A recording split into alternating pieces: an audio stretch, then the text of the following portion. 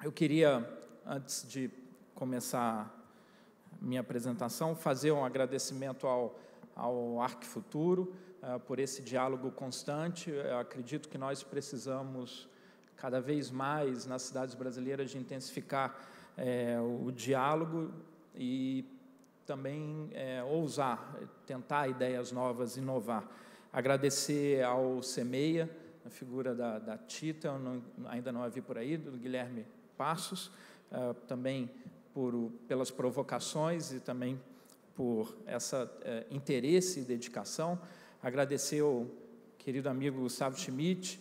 Enfrentamos alguns assuntos que eu vou mostrar aqui sobre o desafio de cuidar da cidade, e na figura do Gustavo agradecer à Escola de Direito da Fundação Getúlio Vargas e também a esse interesse no tema, que acreditamos no patrimônio, que é um desafio que a cidade tem, coerente com o momento da cidade e coerente com o que entendemos que deva ser uma preocupação também do patrimônio cultural.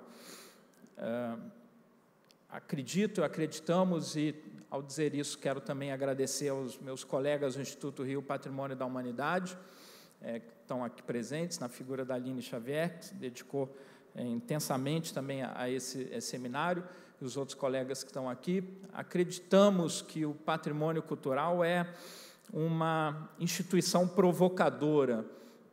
O patrimônio cultural nos traz uma lição muito interessante, que é da manutenção da qualidade, da força da qualidade ao longo do tempo, orientando e qualificando o processo de transformação. Quero também saudar aos colegas da Prefeitura, que eu sei que estão por aqui, os colegas da Secretaria de Meio Ambiente, da Fundação Parques e Jardins, da Secretaria de Urbanismo, da Secretaria de Conservação, e esse é um aspecto que eu também vou falar da minha apresentação, desse conjunto de esforços e de interesses de preservação de espaço público e dessas áreas. E, entretanto, persiste um desafio. Bem, vamos lá. Foi, de fato, uma coincidência. A minha apresentação está organizada de uma maneira um pouco similar à da Elizabeth, entretanto, com tempos distintos. Eu vou falar, então, rapidamente, sobre a breve história da formação do Parque do Flamengo, falar sobre os riscos que o Parque do Flamengo enfrenta e por que nós, no patrimônio cultural, estamos dedicados a isso, e também sobre os potenciais e, de uma certa maneira, o que nós desejamos que esse seminário inaugure.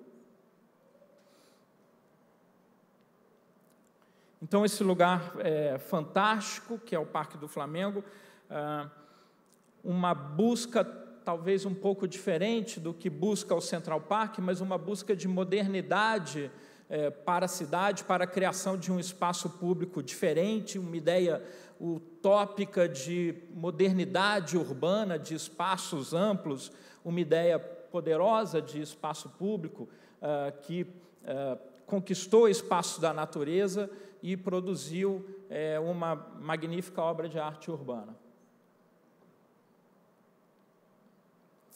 A cidade do Rio de Janeiro, ela tem seu princípio na sua estrutura colonial no aconchego dos morros da região central. Então, Morro do Senado, Morro de Santo Antônio, Morro de São Bento, Morro do Castelo, Morro da Conceição, Vertente de Santa Teresa, a cidade buscou no conforto e na proteção desses elementos naturais uma maneira de se estabelecer e de constituir proteção e constituir salvaguarda às ameaças que haviam. Paradoxalmente, a cidade, na medida que precisa avançar e precisa crescer e conquistar terreno, a cidade, paradoxalmente, começa a botar abaixo, a desmontar essas estruturas ambientais. Era uma preocupação de conquistar espaço. O Rio de Janeiro precisava crescer. Essas ideias orientaram, então, na transição do século XIX para o XX, profundas transformações do centro da cidade. Esse é o perfil do Rio de Janeiro dessa parte da cidade, ao término da administração Pereira Passos. Então, estão constituídas a Avenida Beira-Mar, a Avenida Beira-Mar, que pode ser vista aqui, já está constituída a Avenida Central, a atual Rio Branco, a Avenida Mendes Sá, já não existe mais o Morro do Senado. E esse, então, era o perfil da cidade nesse momento. E a gente pode ver aqui essas duas estruturas do Morro do Castelo e do Morro de Santo Antônio. E como a cidade, no desmonte dessas estruturas, se utiliza desses elementos, dessa terra, para fazer aterros. E o que dá hoje essa forma, esse shape, essa linha de contato da cidade com a água, que é tão interessante e que é, ao mesmo tempo, moderna, ao mesmo tempo, tem dentro dela jardins históricos, românticos, passeio público, a Praça Paris, mas também tem uma ideia de modernidade. Então, aqui a gente pode ver a imagem já da fase final do desmonte do Morro do Castelo e da constituição da exposição de 1922, comemorativa do centenário da independência do país. Interessante observar como essa estrutura de caráter histórico cria um tecido urbano coerente com a cidade que existia. E temos ainda hoje elementos dessa exposição, desse grande evento global que fizemos, como, por exemplo, o Museu Histórico Nacional. Então, aqui nós já temos, já não há mais, já a Esplanada do Castelo criada e a Praça Paris constituída e a Avenida Beira-Mar.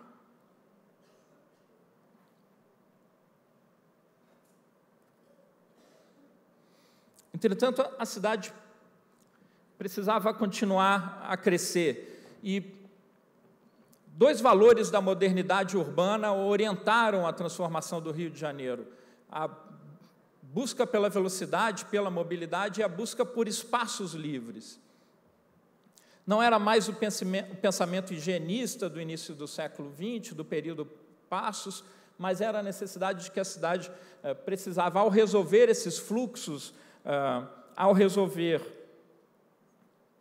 o impacto de uma ocupação da Zona Sul e em conexão com a Zona Norte, com a entrada, com a borda da Baía de Guanabara, a cidade precisava crescer e ampliar. Esse é um traçado do RID de 1947, que já lança essas ideias. Então, aqui já o lançamento da ideia do desmonte do Morro de Santo Antônio, com uma nova esplanada modernista e uma grande via, Avenida Norte-Sul, que iria reorientar esse tecido. Aqui está a região do centro histórico, do Saara, ela é hoje, num seu fragmento, a República do Paraguai. E como dessa highway, que seria o aterro, ela faria essa conexão, então, com a Avenida Norte-Sul. Esse croquis do RID de 47, ele vai passar por diversas transformações, diferentes planos, diversos outros urbanistas da prefeitura vão se deter sobre essa transformação. O que é curioso nessa imagem é essa primeira ideia de ocupação para o aterro com edifícios.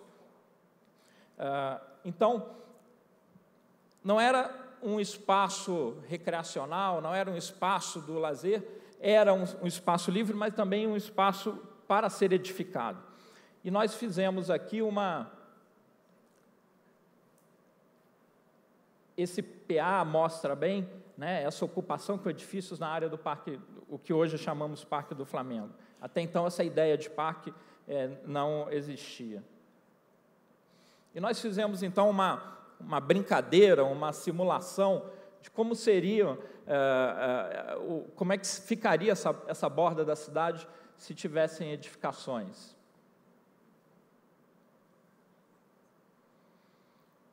Então, é curioso observar que A ideia de modernidade que é latente e que orientou e que a nossa sociedade, como nenhuma outra, talvez tenha vestido essa camisa a camisa da modernidade a ponto de fazermos uma nova capital no Planalto Central, Brasília, ela está presente também nesse momento de conquistar espaço da natureza da cidade.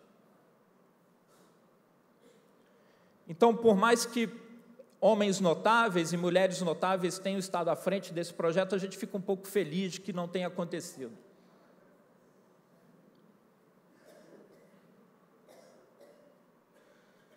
E aí surge a Sursan, que era a Superintendência de Urbanização e Saneamento, e que aqui nós temos o RID, e que ficava à frente desses projetos.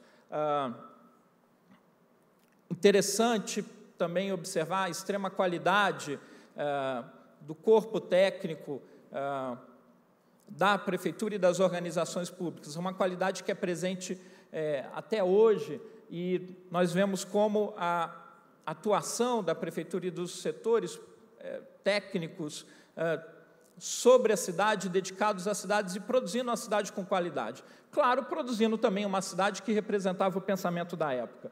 Que a gente pode ver aqui já no arraso do Morro de Santo Antônio, o eixo da atual Avenida Chile, aqui em Constituição, aqui sendo feita. Essa daqui é a Rua do Lavradio.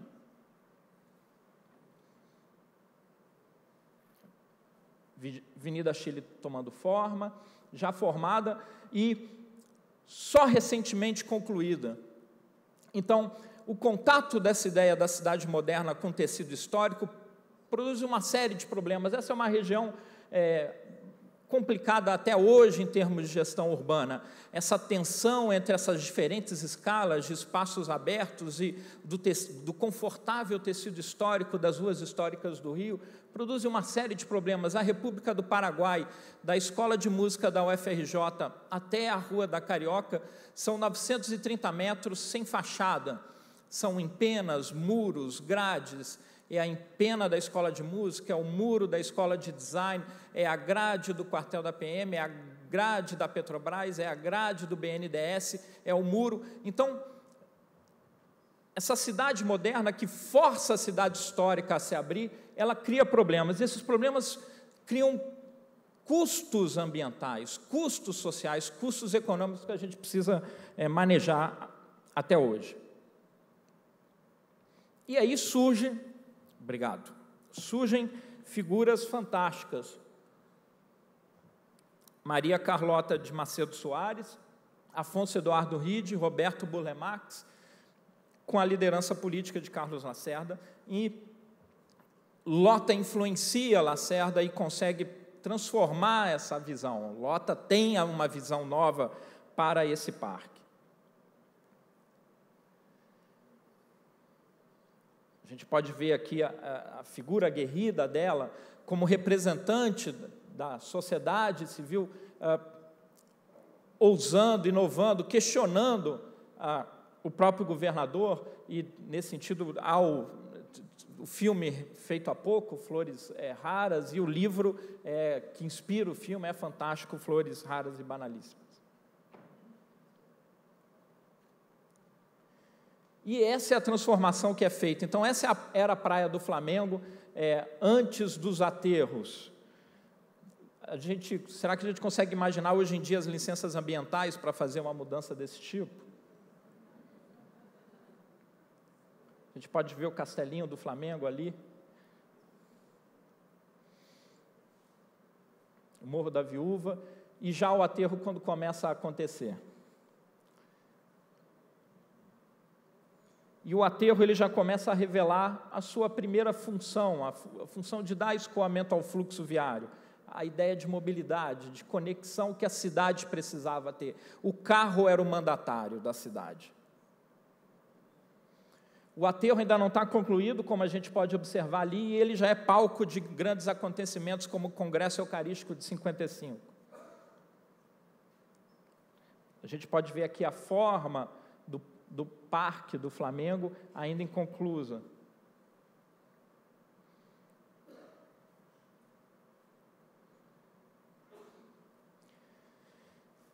E aí o parque já começa, então, a ficar pronto. A gente já começa a ver o monumento às pracinhas, do Marcos Conder, do arquiteto Marcos Conder. O MAN já está constituído, já está pronto, traço do Afonso Eduardo Ride. Aqui na região do aeroporto.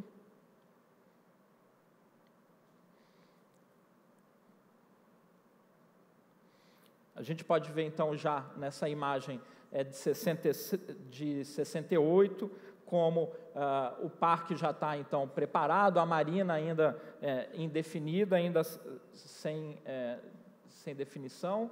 A gente aqui já numa imagem anterior. E essas transformações, elas tinham um contexto de celebração, que era o contexto do 4º centenário da cidade. E a marca desenhada por Aloysio Magalhães inspira essas transformações. A cidade se reinventa nessa efeméride do 4º centenário. O concurso de Miss, a Miss está presente hoje ajudando na organização dos 450 anos da cidade. A dedicação, a revista Manchete, a gente vê a presença dessa marca em todos os lugares. Um desfile de moda, com símbolo, no calçamento, discos com o Parque do Flamengo. Entretanto, em 66, o parque é inaugurado em 65, em 66, em jornais da época, no Globo, nós já vemos Lota preocupada com a manutenção e a conservação do parque. E Lota, na sua aguerrida batalha cívica, dá nome aos bois e acusa e faz a defesa do que ela acredita que era a melhor maneira, que a fundação é a solução. A Fundação Parque do Flamengo é a solução. Fundação que é criada em lei, não é regulamentada, não se efetiva. E logo ali naquele momento inicial do parque, perdemos, acredito, essa possibilidade. Somente uma fundação poderá cuidar. E aqui uma curiosidade, o Parque do Flamengo e a ideia de modernidade, do homem moderno, saudável, o 4º centenário e um cigarro. Ou seja, o parque é verdade, mas o cigarro continental também é verdade. Acho que eu posso falar continental porque a marca não existe mais. Já recentemente, em 2005, a gente já vê, e aqui, Elizabeth, a gente vê a menção, e que é sempre uma referência para a feitura e a realização do Parque do Flamengo com o Central Park.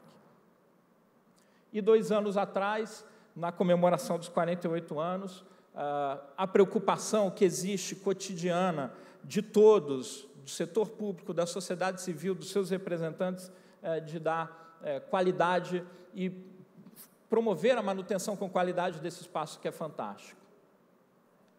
Então, essa articulação maravilhosa de monumentos de caráter moderno, de espaços de esporte, de uma magnífica tratamento paisagístico e botânico, a grande genialidade de Burle Marx, a praia do Flamengo, uma praia pulsante, viva, muito utilizada, um espaço recreacional sempre em contato com joias arquitetônicas como o Pequeno Coreto, um lugar de fauna que abriga a natureza, mesmo tendo sido projetado.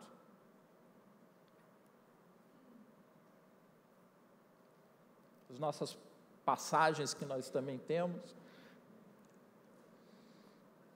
E essa beleza da botânica e da grande genialidade de Burle Marx.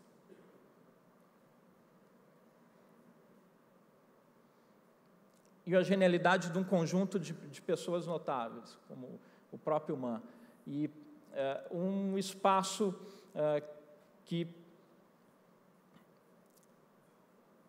transformou radicalmente a natureza, onde se passam 8 faixas de rolamento, e, entretanto, é uma obra urbana, uma obra de arte urbana fantástica. Vamos falar sobre a situação que nos preocupa.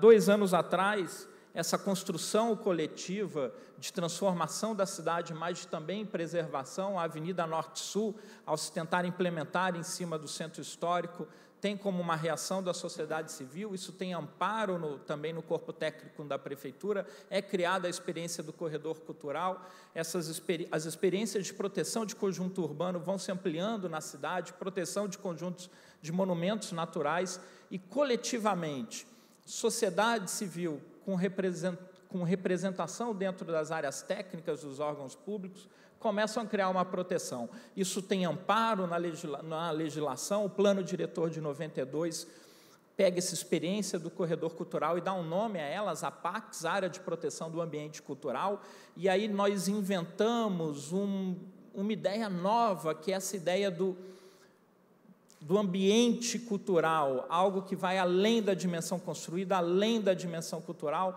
o lugar onde nós fundamos a nossa cultura, onde nós interagimos e socializamos.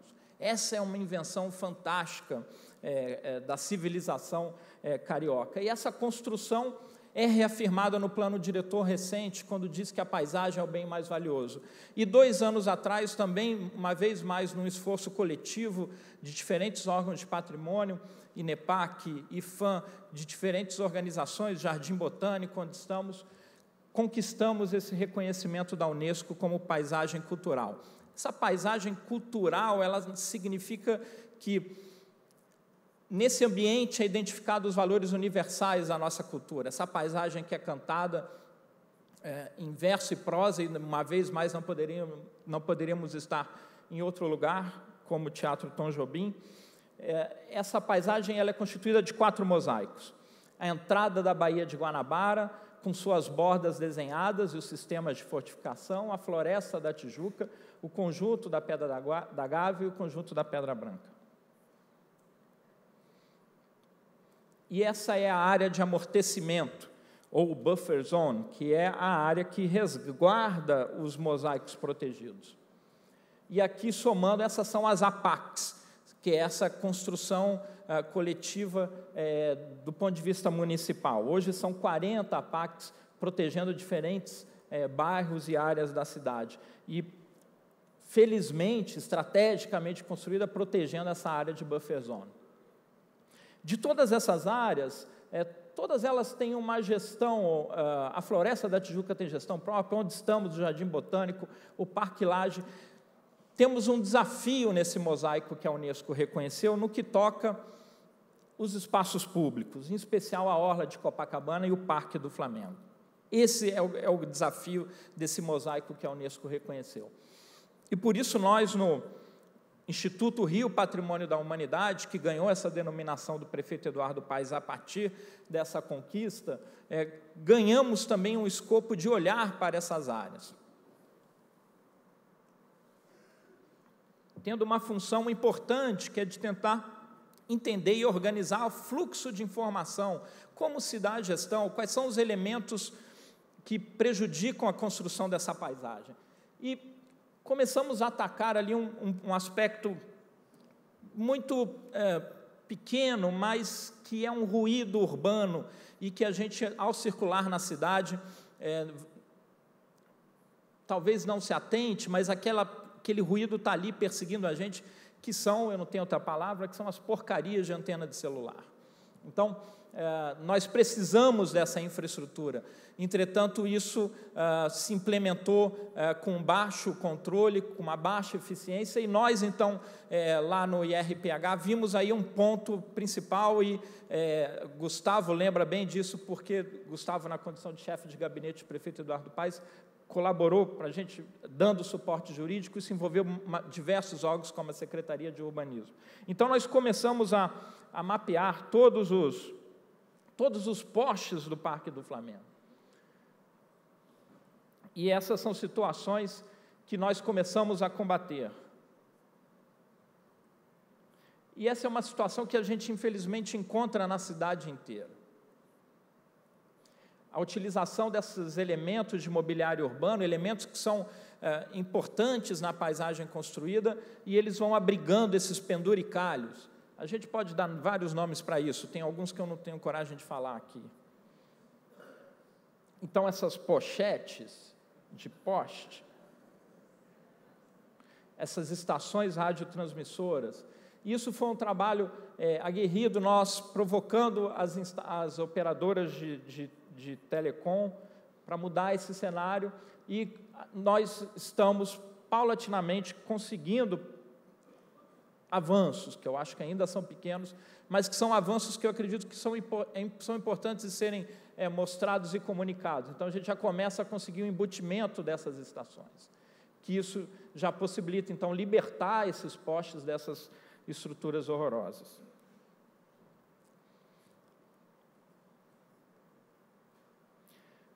Porque essas estruturas são estruturas que ajudam a ler o Parque do Flamengo. Entretanto, a preocupação, porque hoje está em votação no Senado a Lei Geral de Antenas, e uma preocupação de que o processo de licenciamento dessas estruturas fique descontrolado, ou que ele tenha um fast track. Nós entendemos que, claro, isso é uma infraestrutura importante, nós precisamos do celular, inclusive para reclamar das antenas, mas existem outros modos, existem tecnologias mais apropriadas. E esse é o ponto que o patrimônio fala. A qualidade. É possível atingir patamares tecnológicos com outra qualidade, que respeitem esse nosso patrimônio. Existe hoje, então, um esforço que consideramos ainda fragmentado, mas é um esforço de relevo de diferentes órgãos de requalificar o Parque do Flamengo, como o Teatro Carlos Werneck, que tem recebido uma programação através da Secretaria Municipal de Cultura,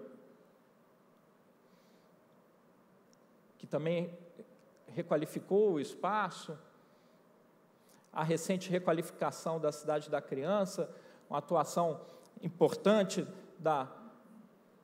mais aguerrida também, defensora do Parque do Flamengo, está aqui a vereadora Leila do Flamengo, importante essa atuação também dos representantes da sociedade civil.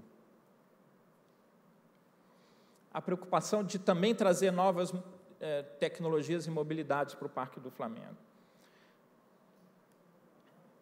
O reforço de guarda, de efetivo, e esse é um ponto hoje nevrálgico da qualidade do Parque do Flamengo, que é da segurança. Nós temos um espaço profundamente vivo, com muita vitalidade, mas ele ainda passa por problemas, e a segurança sabemos que é um ponto que preocupa muito a sociedade civil. É feito sempre um esforço, mas nós acreditamos que nós precisamos avançar nisso. Então, fizemos um trabalho no patrimônio de mapeamento dessa gestão, dessa complexa gestão. É isso que a gente pode ver aqui. São diferentes 18 órgãos cuidando de diferentes aspectos do Parque do Flamengo. Isso é lógico e racional. Entretanto, existe uma prática, que é uma prática tradicional e histórica, que os órgãos de patrimônio entendem e que, pela experiência nossa original do corredor cultural, nós conseguimos entender, que é a gestão territorial, definir perímetros e, dentro desses perímetros, coordenar ações. As nossas organizações públicas ainda refletem um iluminismo científico, onde nós temos caixinhas e setores para diferentes áreas. Eu acredito, e essa é uma mensagem que nós queremos trazer, que nós precisamos cada vez mais inaugurar e adotar gestões territoriais. Essa é uma prática comum dos órgãos ambientais. Nós não conseguiremos enfrentar as grandes questões urbanas, todas as cidades, não somente o Rio de Janeiro, as grandes questões urbanas, as grandes questões climáticas, se não adotarmos procedimentos de gestão territorial. Essa é uma preocupação nossa. Então, isso envolve outros órgãos também, isso envolve, por exemplo, no caso da área da Unesco, que é a área que eu estou me referindo aqui, o Exército, e, obviamente, isso tem uma coordenação junto ao IPHAN. Então, muitas vezes as pessoas perguntam, para que serviu esse título da Unesco? Olha, serviu para isso e, de uma certa maneira, serviu para, de certo modo, estarmos aqui hoje. Então, esse título que a humanidade nos deu e ter a humanidade no nome de um órgão é um peso bastante pesado, é um peso forte, mas isso significa que nós temos nesse sítio um bem valiosíssimo. E esse título, então, fez com que esses órgãos se aproximassem mais e, através da liderança do IPHAN, apresentamos à Unesco, então, um primeiro traço desse plano de gestão. O Parque do Flamengo, ele é protegido na esfera federal, ele é tombado logo imediatamente, nem concluído totalmente, mas ele já é tombado em 65, e ele foi tombado pelo município em 2009, a partir do tombamento do conjunto da obra de Roberto Muller Marx. E ele tem nas suas bordas diferentes outros bens culturais. Então, o que apresentamos à Unesco como ponto principal de 21 pontos, o primeiro é, de uma certa maneira, o que nós queremos inaugurar nesse seminário, que é instituir novos modelos de gestão para o Parque do Flamengo, institucionalizar o parque, apoiar uma fiscalização mais integrada. Existe um esforço cotidiano de diferentes órgãos da Prefeitura nessa organização. Fazer um plano diretor, isso chegam a 21 pontos, até as questões que eu já falei, por exemplo, das antenas, questões de infraestrutura. E também estabelecer indicadores. Como saberemos que esse título da Unesco se mantém vivo e ativo? Isso, então, traz à luz aspectos que estão lá instalados, como um anfiteatro. Que usos poderemos dar para esses espaços? Usos mais intensos, com mais vitalidade, com mais qualidade? Nós não temos a resposta. Nós acreditamos que, através de conversas como esse seminário, nós podemos fazer isso. Como utilizar melhor uma joia arquitetônica como essa? Se o aeromodelismo não está mais tão na moda, e por mais que esse uso seja fantástico do patins, será que a gente não poderia inaugurar um novo tipo de uso, como o drone modelismo? Esse modelo de quiosque que temos, será que ele está atendendo, de fato, às qualidades, às necessidades do público usuário? Será que a gente não poderia falar de soluções que a gente começa a ver hoje aqui no Rio, em outras cidades, chamam agora de food truck, mas que são comida ambulante, comida de rua. Nós começamos a ver um movimento interessante de oferta de comida com qualidade. Eu até adoro alguns cachorros-quentes, que eu não recomendo, mas nós começamos a ver agora na cidade a gastronomia se democratizando. Existe uma transformação em curso nas cidades brasileiras e o Rio de Janeiro está à frente disso, que é uma nova classe média urbana, tendo acesso a produtos e serviços privados de qualidade. Será que os serviços e produtos públicos também estão oferecendo qualidade? Então, essas são provocações que nós gostaríamos de trazer. O Museu Carmen Miranda, cujo acervo vai se deslocar para o Museu da Imagem e do Som, e recentemente saiu a notícia da conversão dele no centro de Muller Marx. Também uma ideia fantástica, que a gente possa criar sustentabilidade para essas ideias, que elas possam estar organizadas dentro de um master plan para o Parque do Flamengo. Então, esse é o Parque do Flamengo, junto com todas essas outras áreas verdes. Estamos hoje fazendo uma transformação sensacional na cidade, que é a ampliação dessa borda de contato com a Baía de Guanabara. Nós nos acreditamos uma cidade de praia, mas durante mais de 400 anos, fomos uma cidade dedicada à Baía de Guanabara e à atividade portuária. E essa é uma mudança de lógica que está em curso hoje. Nós vamos ampliar significativamente o nosso contato com a Baía de Guanabara pela retirada do outro trambolho. Às vezes é mais fácil tirar a perimetral do que tirar a antena, mas tiramos esse trambolho da nossa paisagem, uma estrutura viária dedicada ao carro que colocou essa comunidade residente no esquecimento. E essa é uma transformação também, coincidentemente, próximo ano que vem, 450 anos da cidade, 50 anos do Parque do Flamengo, e estamos fazendo uma nova transformação da cidade, coerente com essa lógica de ampliação do nosso contato com a Baía de Guanabara.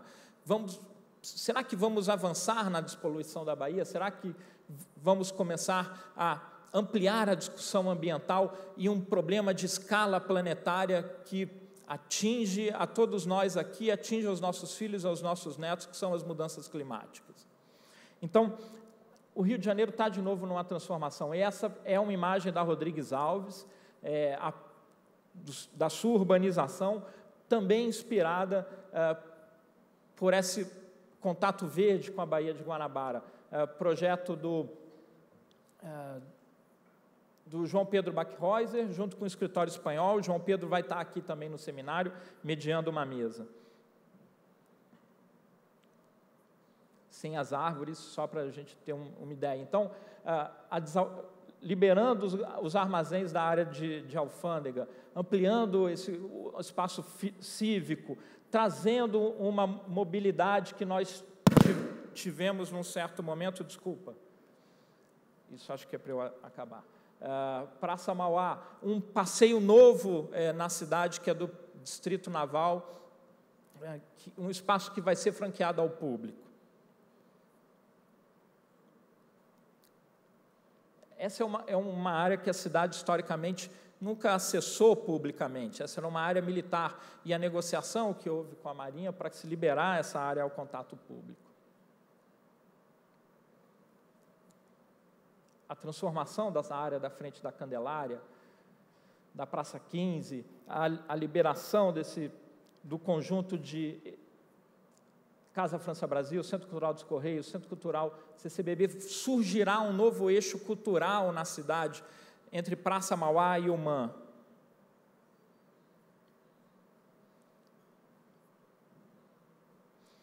Então, esse estorvo que passamos hoje, ele tem muita semelhança com o que passou a Praia do Flamengo naquela transformação. Agora, existe agora um ponto de contato cronológico, e essa é um aspecto interessante da dimensão cultural, porque ela não respeita a linearidade cronológica, como dizia Luísio Magalhães. Então, aspectos do valor cultural pegam o nosso calcanhar tempos depois e nos provocam para fazer novas reflexões. Então, nós temos, ao longo do Parque do Flamengo, aeroporto, OAB, Instituto Resseguro do Brasil, nós temos aqui Palácio Episcopal, Hotel Glória, edifícios corporativos, Flamengo 160, Museu do Catete, edifícios corporativos diversos, Oi Flamengo, Centro de Altos Estudos da UFRJ, Fundação Getúlio Vargas, Edifício Argentina, shopping, clubes. E nós temos desse outro lado no parque, Praça Salgado Filho, Vivo Rio, MAN, Monumento às Pracinhas, Marina, áreas de esporte, áreas de skate, teatro infantil, restaurante Rios, monumento a Estácio de Sá, traço de Lúcio Costa, ex-Carmen Miranda, possível futuro Centro Bulemax, Clube Guanabara. Por que esse endereço tão forte não se comunica? Por que a gente não consegue estabelecer laços entre esses endereços tão importantes e essa sociedade civil, instituições e empresas, com esses bens culturais e esse espaço público valoroso.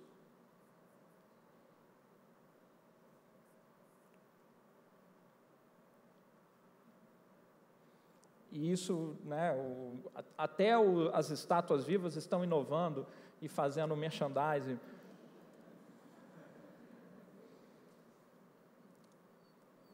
Um espaço de intenso uso familiar, de encontro social, de atividades esportivas distintas, fisiculturismo, de tudo quanto é tipo de maratona. Eu costumo dizer que tem maratona inteira, meia maratona, tem até 100 gramas de maratona. Então, o Parque do Flamengo ele é procurado por essas marcas, por essas iniciativas esportivas. O que elas estão deixando no Parque do Flamengo? Será que nós conseguimos inaugurar um ciclo de relações duradouras com o Parque do Flamengo e não apenas encontros casuais? Porque todos esses encontros casuais são, obviamente, fantásticos, mas por que a gente não consegue estabelecer uma relação mais continuada, de melhor qualidade?